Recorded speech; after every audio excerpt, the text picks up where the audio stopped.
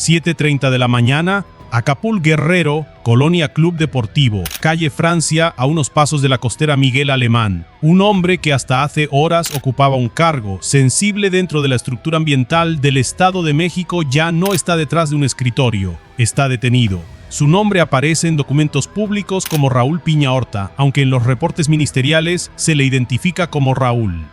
Es diputado federal del Partido Verde, funcionario de la Secretaría del Medio Ambiente mexiquense y ahora, objetivo de una orden de aprehensión ejecutada después de meses de denuncias de empresarios que dicen haber sido presionados con una amenaza tan simple como devastadora paga o te clausuramos. 500,000 pesos, 800,000 pesos efectivo. Esa es la cifra que empresarios gasolineros y gaseros llevaron a medios y después hasta Palacio Nacional. Según sus denuncias, la presión comenzaba con inspecciones, observaciones por emisiones o supuestas irregularidades ambientales y la posibilidad de cerrar bombas o estaciones completas. El negocio podía quedar detenido durante días. La salida, según esos testimonios, era dinero, no una multa depositada en una cuenta oficial, no un derecho pagado en ventanilla, efectivo. Y ese efectivo se convierte desde este momento en el objeto que atraviesa toda esta historia, porque cuando una autoridad regulatoria puede decidir si una empresa sigue operando o baja la cortina, cada sello, cada oficio y cada inspección puede convertirse en una herramienta de control. Eso es lo que los noticieros te dijeron. Lo que no te dijeron es que Raúl, no cayó solo. La Fiscalía General de Justicia del Estado de México informó que el mismo lunes también fue detenido Carlos Eduardo, identificado como Direct Control de Emisiones a la Atmósfera. Uno fue localizado en Acapulco, el otro en la Ciudad de México, 2 detenciones en 2 ciudades distintas, y detrás de ellas, una investigación que la propia Fiscalía describe como una red en la que han participado servidores públicos, exservidores públicos y particulares. No es ya el relato de un empresario contra un inspector. Es una investigación que busca determinar si desde una estructura pública se montó un sistema para cobrar por dejar trabajar. Ojo a esto, la Fiscalía mexiquense sostiene que, en el caso de los verificentros, las víctimas eran obligadas a entregar cuotas ilegales para continuar funcionando. En otros casos, la investigación señala que se habrían simulado actos administrativos para intentar despojar a propietarios de concesiones ya emitidas e incluso de infraestructura comprada por ellos mismos. Y había una advertencia adicional: si denunciaban, podían ser afectados o sufrir daño. Eso cambia por completo el tamaño del expediente, porque una cosa es pedir dinero aprovechando un trámite. Otra muy distinta es utilizar las facultades de una oficina pública para construir miedo, fabricar presión y colocar a un empresario frente a una decisión imposible: perder el negocio o pagar para conservar algo que legalmente ya era suyo. La cifra oficial más inquietante no son los 500,000 ni los 800,000 pesos que aparecen en las denuncias públicas de gasolineros. Es otra. La Fiscalía del Estado de México aseguró que hasta el estado actual de la investigación, el esquema atribuido a esta red generaba varias decenas de millones de pesos mensuales, y que esa cantidad podía aumentar cuando llegaba el momento de revalidar autorizaciones. Según la propia institución, los pagos eran exigidos en efectivo y debían entregarse en un domicilio que ya está identificado por los investigadores. Ahí vuelve el efectivo, sin transferencia, sin concepto, sin rastro bancario sencillo, billetes que cambian de manos en un punto físico.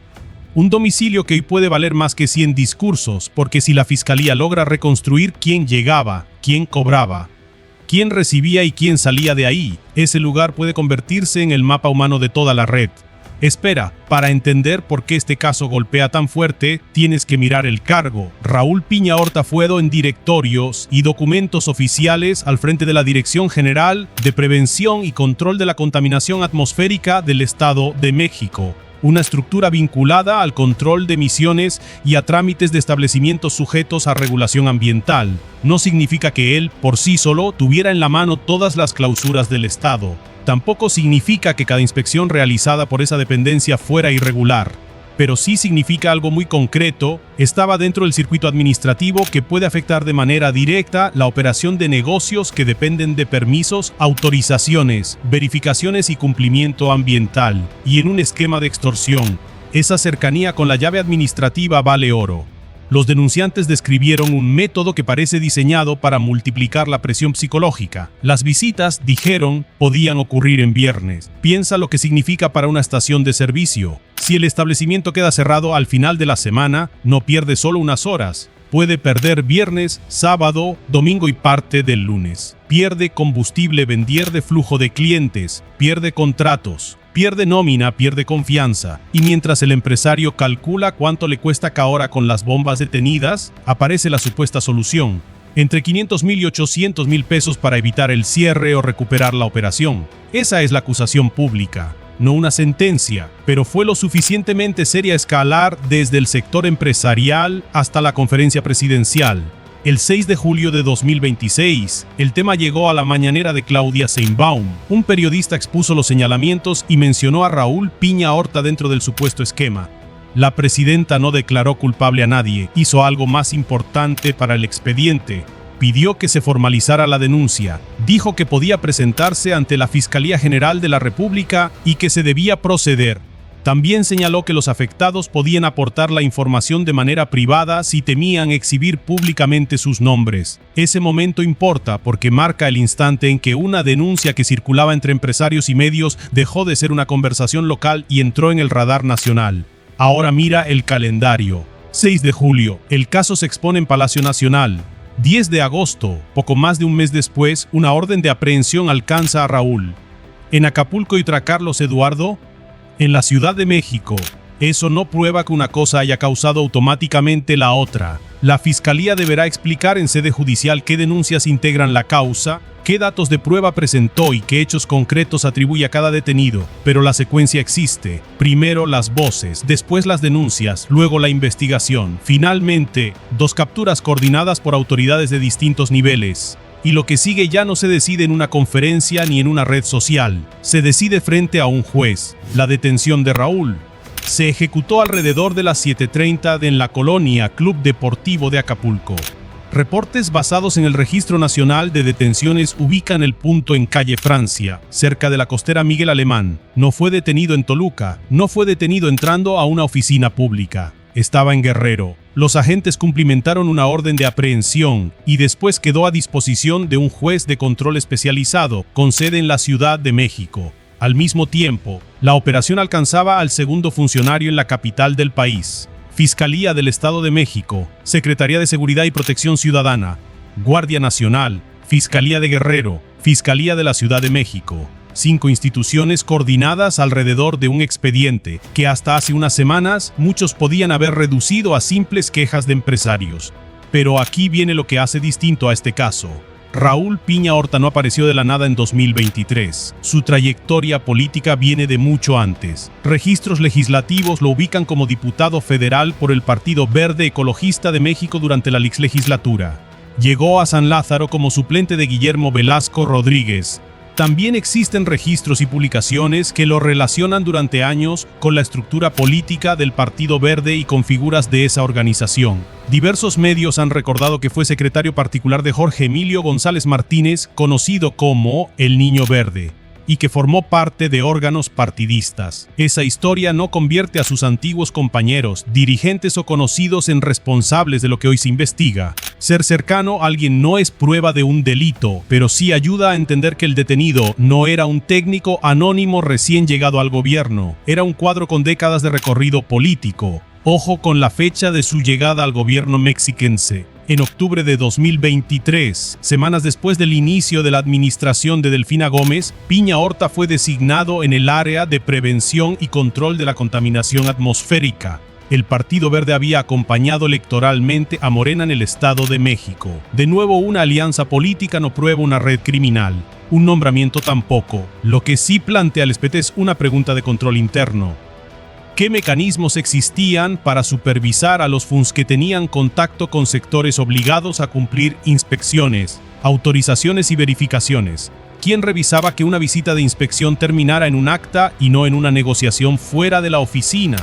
¿Quién comparaba las clausuras, las revalidaciones y los cambios de concesión con las quejas de los empresarios? Porque la extorsión desde una oficina pública tiene una característica especialmente peligrosa. No necesita una camioneta con hombres armados afuera de tu negocio. No necesita una llamada desde un número desconocido. Puede presentarse con gafé, con sello, con oficio, con lenguaje técnico. Puede hablar de misos, lineamientos, revalidaciones y procedimientos. Puede usar palabras perfectamente legales para construir una amenaza ilegal. Y eso es precisamente lo que los denunciantes dicen que ocurrió. La autoridad que debía avisar el cumplimiento ambiental habría sido utilizada en algunos casos como palanca para exigir dinero. La fiscalía deberá demostrarlo, pero si lo demuestra, entonces el daño no se limita a las víctimas que pagaron. El daño alcanza a todo empresario que mañana reciba una inspección legítima y ya no sepa si está frente a un servidor público o frente a alguien usando al gobierno como máscara. Ahora vuelve al domicilio. La fiscalía dice que tiene identificado el punto donde se exigían entregas en efectivo. Esa frase parece pequeña dentro de un comunicado, pero es enorme dentro de una investigación. Un domicilio puede tener cámaras en la zona, entradas y salidas, vehículos horarios, testigos, registros de llamadas antes y después de cada entrega. Puede conectar a quienes cobraban con quienes supuestamente ordenaban. Puede revelar si el dinero terminaba en una sola persona o si se distribuía en varios niveles. Todavía no sabemos qué encontró la fiscalía ahí. No hay que inventarlo. Pero sí sabemos que el lugar existe dentro de la investigación y que los agentes lo tienen identificado. Ese punto físico puede ser el equivalente a una libreta contable sin necesidad de que exista una libreta. Y hay otro número que obliga a mirar más lejos. Infobae reportó, citando documentación de asociaciones del sector, que de 168 verificentros en el Estado de México, alrededor de 145 habrían sido afectados por cobros, con montos que podían variar según el número de líneas de servicio. Ese dato tendrá que sostenerse caso por caso en denuncias formales, pero explica por qué la fiscalía habla de decenas de millones de pesos al mes. Si el cobro no recae sobre una sola empresa, sino sobre una red amplia de establecimientos regulados, el esquema podía convertirse en una máquina repetitiva: cobrar por operar, cobrar por no cerrar, cobrar por revalidar, cobrar otra vez cuando se acerca el siguiente trámite. Lo que sigue es todavía más delicado. La Fiscalía Mexiquense ha dicho que existen más personas involucradas y que entre ellas servidores públicos, exservidores y particulares. Algunas continuarían prófugas. También ha llamado a posibles víctimas a denunciar y ha reconocido que hay empresarios que no lo han hecho por temor a represalias. Eso significa que el caso todavía puede crecer: más nombres, más testimonios, más montos, más domicilios, más documentos, o también puede reducirse si los datos no se sostienen ante un juez. Esa es la frontera que importa ahora. Una acusación mediática puede destruir una reputación en horas.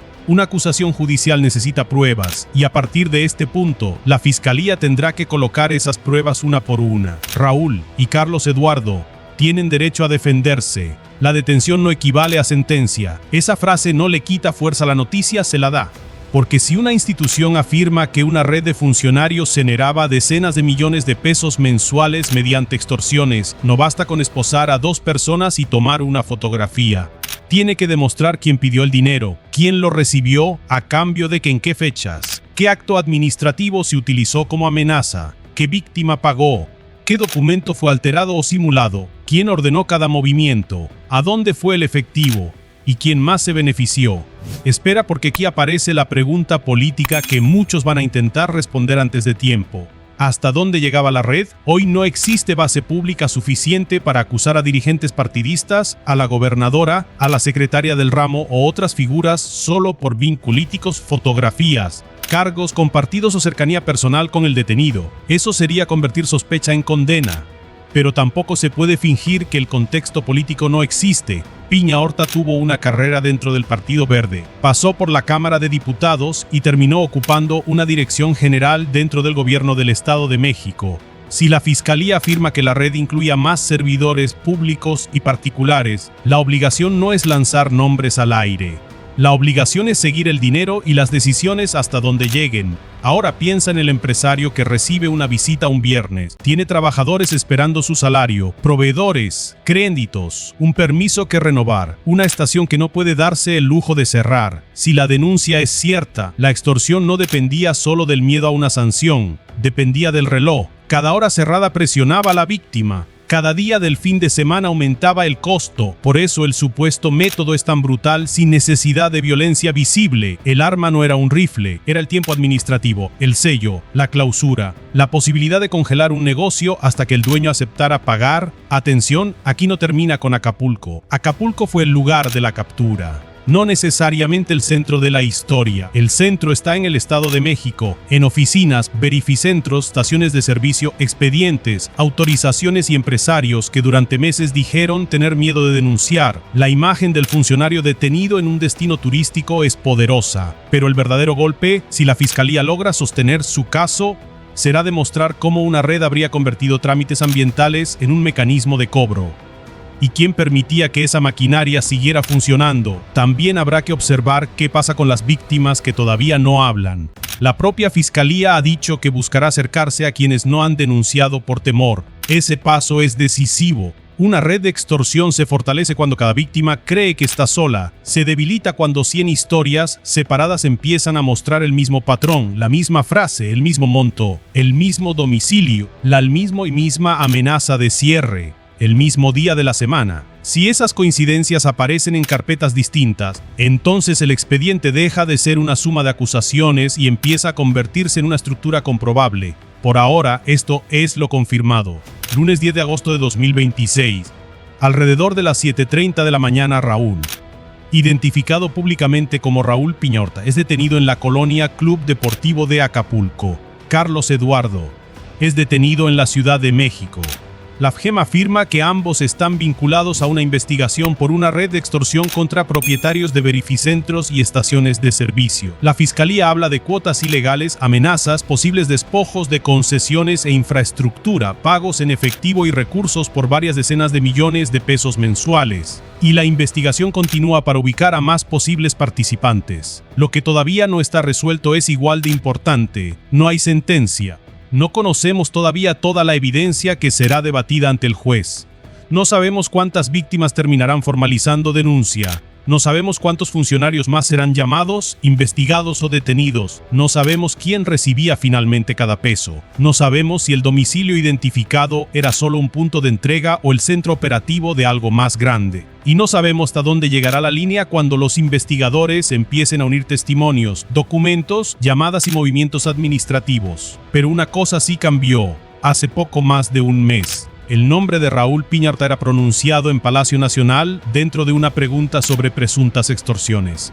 Hoy ese mismo nombre aparece ligado a una orden de aprehensión cumplimentada en Acapulco. El hombre que ocupó una dirección encargada de controlar contaminación y emisiones ahora tendrá que responder ante la justicia por una investigación que coloca bajo sospecha el uso de esas mismas facultades como instrumento de presión económica. El escritorio quedó atrás, el expediente y el efectivo. Ese efectivo que nadie quería dejar registrado puede terminar siendo precisamente lo que marque el camino. El siguiente capítulo no lo escribe un noticiero, lo escribe el juez, lo escriben las víctimas que decidan hablar, lo escriben los documentos que aparezcan, lo escribirán si existen los registros y las cámaras que los investigadores logren obtener alrededor de ese domicilio. Lo escriben las revalidaciones, las clausuras, los mensajes y las llamadas que la fiscalía pueda vincular con cada exigencia. Si la red era tan grande como sostiene la investigación, 2 detenidos no son el final, son la puerta. Y esta noche, mientras tú ves este caso desde fuera, piensa en algo más cercano. Tal vez no tienes una estación de servicio, tal vez no administras un verificentro, pero sí dependes de permisos, policía, inspecciones, oficinas, sellos y servidores públicos que tienen poder real sobre tu trabajo, tu negocio o tu patrimonio. La ley existe para poner límites a ese poder. La pregunta es qué pasa cuando alguien aprende a cobrar por esos límites. Si mañana una autoridad toca la puerta de tu negocio y te dice que puedes cerrarlo, ¿sabrías distinguir entre una inspección legítima y una red usando el sello del gobierno para obligarte a pagar por el derecho de seguir trabajando?